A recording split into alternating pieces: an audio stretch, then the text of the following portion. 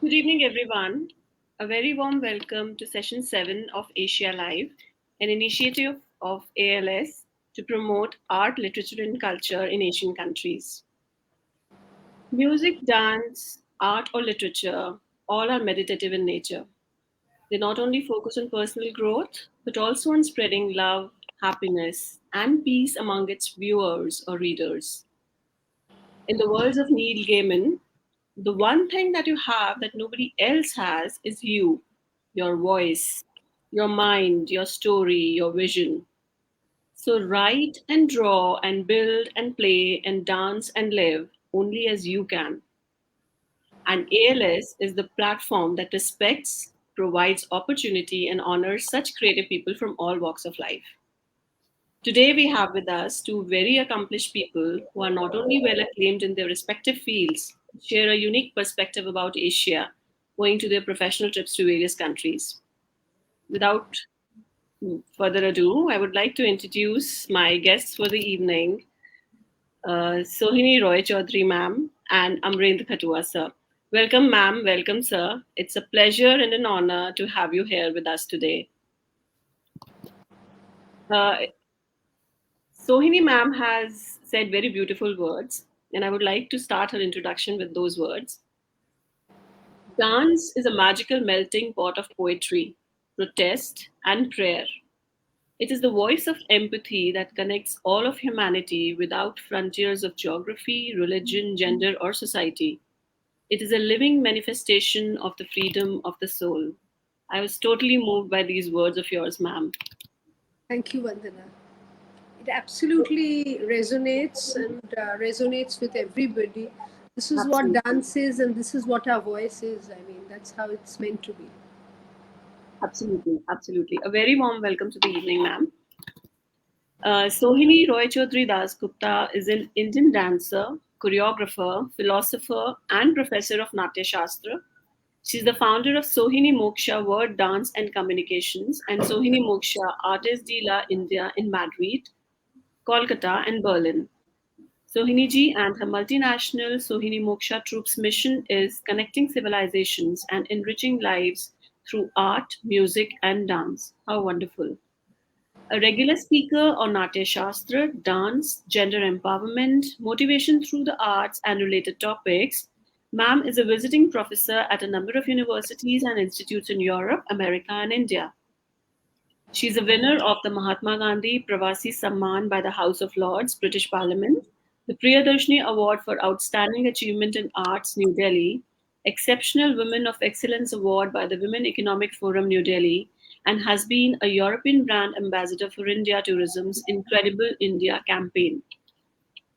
And there is a very long list of achievements and recognitions that ma'am has, and I think even 30 minutes would be less to for me to detail all those. So that's about ma'am. She has also published a coffee table book, Dancing with the Gods, which is inspired by the performances of her troupe and her own, based on her researched archives on connecting civilizations through dance and mythology. It has been published by Rowley Books in January 2021. Welcome, ma'am, once again. A few words from you regarding ALS and its initiative of connecting people from different Asian countries on this platform. Thank you very much, Vandana, for the lovely introduction. And I'm very honored to be with Dr. Amarendra Khatua on the same platform, a poet of his stature, and of course, all the other things that he comes with. But me being an artist, his poetry resonates always. And what you're doing at Asia Literary Society is beautiful because, especially today, during our COVID ridden situation, I think there's a renaissance waiting in its wake. And what you're doing, connecting civilizations, connecting the arts together, it's definitely providing an impetus for that renaissance to happen.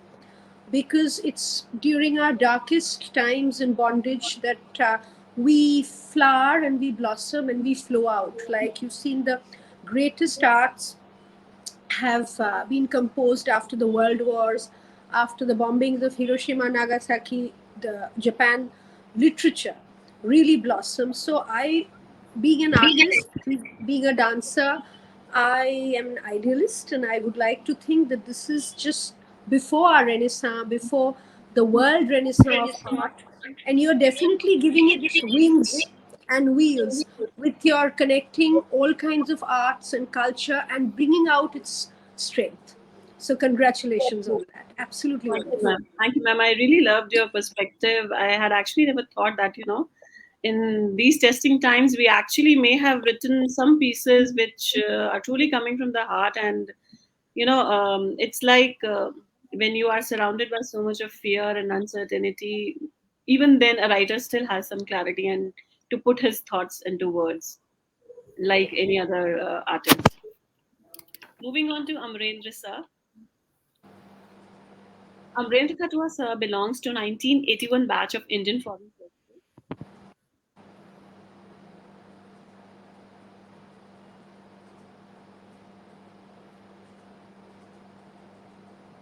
What happened? Her voice went out. Huh?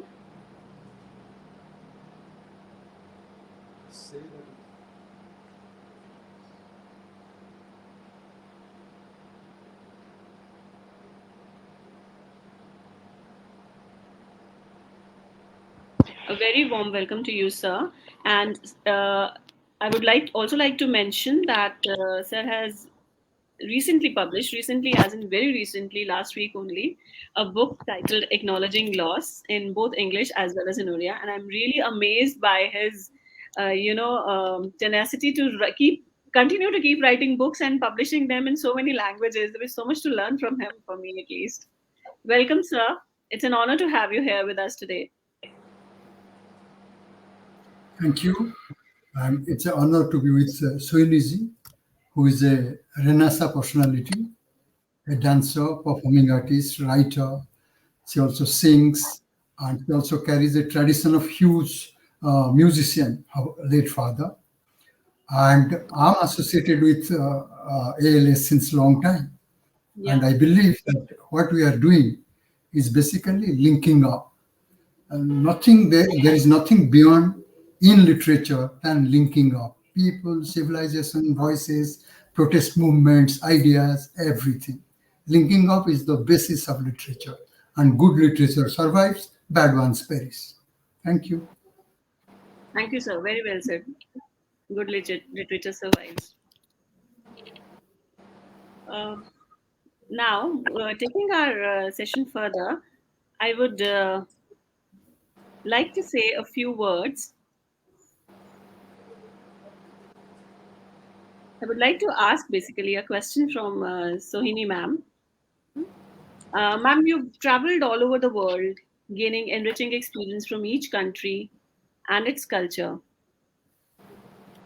Yes. What do you feel about the role of performing arts in bridging cultural diversity across nations? It is very vital, it is very, very vital. And being accustomed, being familiar with each other's culture immediately builds bridges. For example, a lot of things, even in business ventures, when Italy is trying to sell their olive oil to India, maybe hypothetically, Yeah. if you know a little about the culture, it'll bond immediately. Because I've seen the flip side where, you had this very famous actor. She dressed up as Kali for Halloween, Okay. which was a complete misappropriation and misinterpretation of our culture mythology, because True. Kali was portrayed as a monster cannibal. You're going to Halloween like that. If you know a little bit that Kali is another aspect of Durga and represents the light which follows after darkness, a little bit of mythological cultural link will actually help create bonds between people, and there will be no otherization. And similarly, in India, if we know a little bit about the culture of a particular country, it helps us bond with them, which not only helps business collaborations, but also helps the basic human collaboration, that we are all one. We have more patience, more tolerance, more empathy then, and that is very needed in these post COVID times also. It's absolutely vital. One needs to know each other's culture and not be stuck in your own little, room with four walls. You need to know about each other. And you feel that all the forms of creativity, be it writing, be it dance, be it any other form of expression, they do help in bridging this gap. They do help in Absolutely. providing knowledge about other countries' culture to us. Absolutely, because in the Mediterranean countries or in South America or North America, when you mention Tagore, instantly you strike a link. And actually, in Spain, in Complutense University, a lot of them had read Amarendra's poems translated in Spanish, and that felt great. Wow. So that link up when you're connecting with each other, because your art is the voice of your soul. And True. end of the day, all our souls are equal, whether you're living in Greenland or you're an Eskimo or you're a person in China or India. Our souls are all the same. And all the barriers around that patriarchy puts forward, and discrimination puts forward, all that is cut down, and it's a soul to soul connect with art.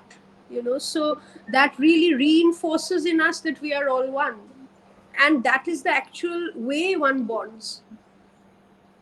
Very well said. And in fact, the words that I said earlier that you have mentioned, they were also, resounding the same sentiment that, art is beyond all the geographical boundaries and religion and gender.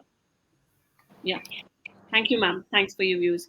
So, a similar question to you. What are your, since you have also traveled, in a lot over the world in your tenure as a diplomat, and you have also gained very great experience from each country and its culture. What do you feel about the role of literature in bridging the cultural diversity across nations?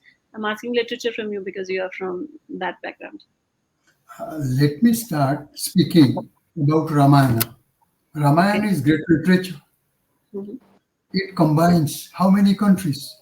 Go to Indonesia, go to Thailand, go to Nepal, go to all the diaspora countries.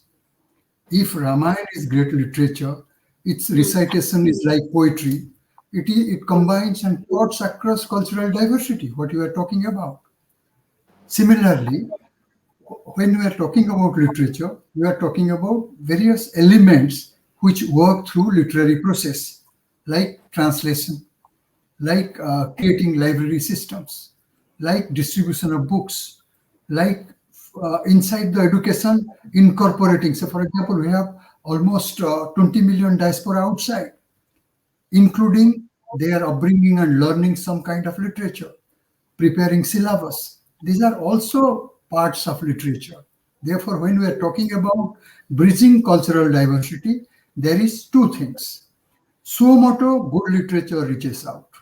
Two, Mm. now that this is a globalized society, obviously, like diaspora is all over, we have to make literature an activity of life, passion, daily inter-exchange between people, and role of you, me, Asian Literary Society, role of Indian government. Now, literature is such a thing, everybody comes in between. Same in performing arts. Time Mm. has come, we have to identify, we have to diversify, we have to propagate, and we have to reach out. Then once it is assimilated, internalization of literature is an easy thing. Therefore, like when in UK they talk about T.S. Eliot, I think most of Indian language initial modern literary movements are related to Eliot. We know much more Eliot. Yeah. Yeah. Very, very, very true, sir. Very true. Very true. So I think whether it's literature or it is performing arts, we are on the same page that any form of creativity does help in bridging the cultural But, diversity. but let me add to a point. As you said, it has to cross national frontier. For that, Yeah, we have to make efforts. We have to create barrierless society, and we have to propagate in such a way it does not come as neo-colonialism or imposition. right. Yes, sir. Certainly. I think we all have a role to play in there. And like you said, whether it is you and me as an individual or Asian Literary Society as an organization, or the government, we all need to pitch in there. Yeah. My second question to Sohini ma'am. Uh, Ma'am, I've noticed that you are actively engaged in providing dance classes to blind school children, to women inmates in jail, and to shelter home inmates. So in every society, there's a very large percentage of people who really do not have access or resources to gain knowledge on art, culture, and literature. So, do you feel that such people to whom you are offering your services, they truly value your efforts? And if they really do, is there a need for more people like you, or the icons in their respective fields, to come forward and do their bit for the society, and in helping these people also learn the skills which they maybe they have an inclination for or they do deserve? Absolutely. In India, I only teach the marginalized sections. I am with the Baikula jail with the inmates and their children. In Rajasthan, there's an orphanage where they are just deaf and mute abandoned girls. I'm also with Apne Aap, which is abused children and red light area children. I work with them. And in Calcutta, there is Little Big Help, which is an orphanage. Here we have, I'm a trustee here also because I came in as their teacher. I teach them intensively and I take them onto stage to perform. And we have 21 girls, and it is our mutual commitment that it is not only about teaching, but the next crop of artists, of dancers in West Bengal, in India, or in Calcutta will be from among them. Wow. And you see, here it's like Bentham's economic theory. How effective an activity is measured by the amount of happiness it generates. So that itself is, for me, the award. We don't need to propagate it too much or to people to come forward. That happiness that is created among them not only empowers them individually. See, among 21, maybe two will be professional dancers, Hmm. rest maybe five will be just people who love dance, who will have a connection with dance. But the Yeah. rest of them may be in hotel management or any other field, maybe authors, maybe poets. But dance, and I hope that my exchange with them gives them that inspiration, that I am moment to dream and be inspired to go forward and develop a voice. So that is, for me, an award, and that's what I try towards. And so far they have been wonderful because since they have so little, they pick up everything like a sponge, and they dance beautifully. They want to go beyond. And now with the internet at their fingertips, they want to Google and find out more about what they're doing, go deeper into the roots, and also maybe transfer this happiness, this art to others. So I think it's a complete process. I mean, this is truly inspiring. I mean, there are very few people, who reach such a stage, such a phase in their life that they are willing to share their, expertise or talent or skill with others. It's a very noble thing because when I read your about you on your sohinimoksha.com, this was the first thing that caught my eye. And I really was bowled over by it. And hats off to you. And to you, Amrendra sir, do you think that whatever Sohini ma'am has said just now, do you think that we have enough people, in all the fields of literature, art, or culture, who really are coming forward to, help the people or, inspire them? Maybe help doesn't only mean, financial help, but like, inspiring them, motivating them, or, promoting them to perform further. Do you think we need more such people in our society, in Asia, in India? See what you spoke about art, culture, performing arts. They are still, despite jealousy, competitiveness, Gurukula tradition exists. Very true. But True. Yeah, I know. literature is a very selfish act.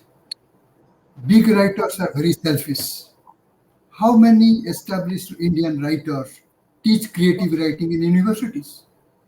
Very surprising, none. Yeah, they don't. Uh, you admire lots of novelists, poets, and all.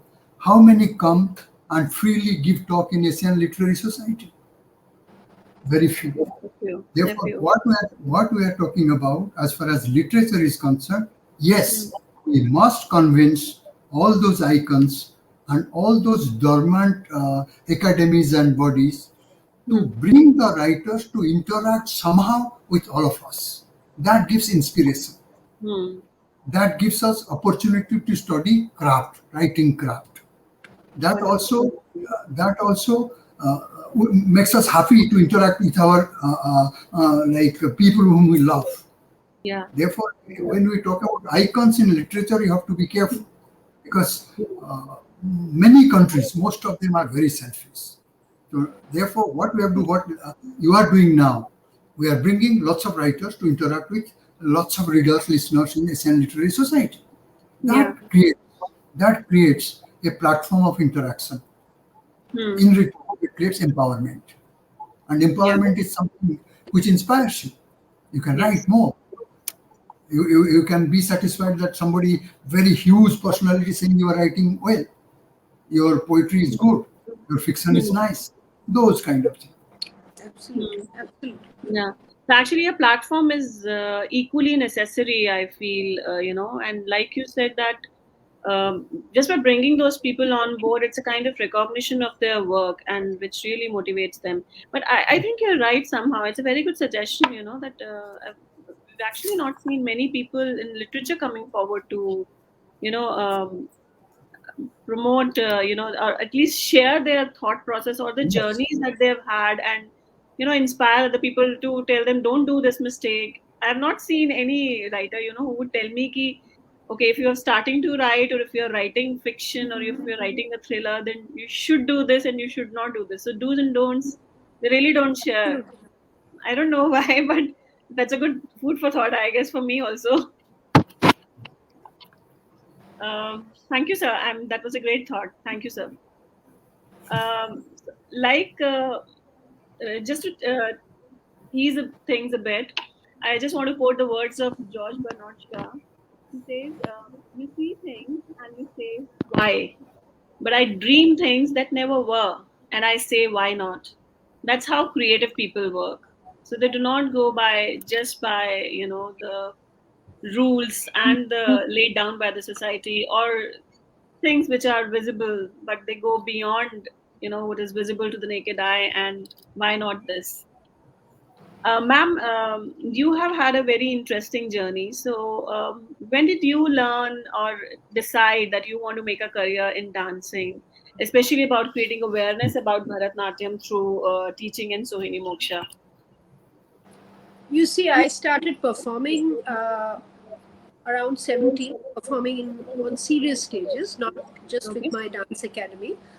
And by the time I was 23 or 24, it dance happens to you in the sense that, of course, you may love it, you may be passionate, and you're honing your technical skills under a guru. But to decide to take it up as a career is just, it's a decision combined with passion, Right. because also you need to you realize that there's not going to be economic stability. You're not going to have a paycheck end of the month, and we all have bills to pay because we want dignity on the table. You cannot give it a very elitist economic module, True. so all those things figured out and fell into place when I was around 23, 24 years old. I have also been a teacher of English. I've taught in Okay. a school, and I used to run a tutorial also Okay. to groom children into speaking English. So only dance happened when I was 23 or 24 years old, because I was completely overwhelmed and I had enough work to be able to make that decision. So, though, like on stage, we improvise, but there are parameters. It's a controlled improvisation within a controlled margin, you know. Hmm. So, that is when dance happened to me completely, in the sense that I had enough students and I had enough concerts for that time. But again, that insecurity is always there. Next year, you may not have any concerts or any True. students. So this is what one lives with, but it is the happiness of here and now. I think that is how we artists differ. Yeah. Yeah. And it worked out all right. I mean, of course there are ups and downs when artists speak mostly about their love stories with their work, with their achievements. I think people should speak more about how many times you stumbled and fallen and walked again, because that inspires, that tells the real story to Hmm. one's aspiring to be artists. So that is how it was decided. When I was in my mid 20s, I knew that this is all I wanted to do.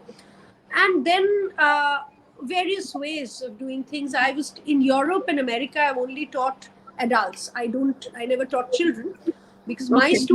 my students would be teaching children Okay. in my cultural centers, because I felt that in a culture away from ours, I did not want to teach children of Indians living there who came there against their will because their parents pushed them into it. Yeah. I only wanted people who came on their own time and own money, because then there's passion and dedication. And gradually, my students in Spain who learned for 5 or 7 years from me and had knew about child psychology took over the mantle of teaching the children.